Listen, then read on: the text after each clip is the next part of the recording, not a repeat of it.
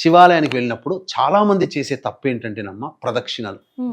ఒక్కొక్క దేవతకి ఒక్కొక్క విధంగా ప్రదక్షిణ చెప్పబడి ఉంది. కానీ శివుడికి మాత్రం ప్రత్యేకమైనటువంటి ప్రదక్షిణ, అదే చండీశ్వర ప్రదక్షిణ అని అంటారు. చండీశ్వర ప్రదక్షిణ. ఓకే. ఆ ప్రదక్షిణ చేసినటువంటి మానవుడికి 30,000 సార్లు శివాలయం చుట్టూ ప్రదక్షిణ చేసిన ఫలితం ఒక్క ప్రదక్షిణ వల్ల కలుగుతుంది.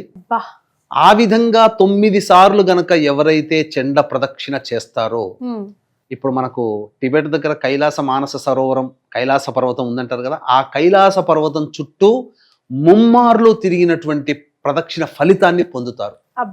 అక్కడికి వెళ్ళలేనటువంటి వాళ్ళు మానస సరోవరం అక్కడ దాకా వెళ్ళలేము కదా అని అనుకుంటారు కదా, అటువంటి వాళ్ళు ఇప్పుడు మనం చెప్పబోయేటువంటి ప్రదక్షిణ ఏదైతే ఉందో ఆ ప్రదక్షిణని సశాస్త్రీయముగా ధర్మ ప్రకారము ఆచరించినటువంటి మానవుడికి ముమ్మార్లు ఆ కైలాస పర్వతం చుట్టూ తిరిగినటువంటి ప్రదక్షిణ ఫలితాన్ని సద్యస్కాలంలోనే పరమేశ్వరుడు అనుగ్రహించి వారి సంకల్పం నెరవేర్చడమే కాకుండా జన్మ జన్మలకి తరతరాలకి సరిపడా శివానుగ్రహాన్ని ఆ కుటుంబంలో వేస్తాడు.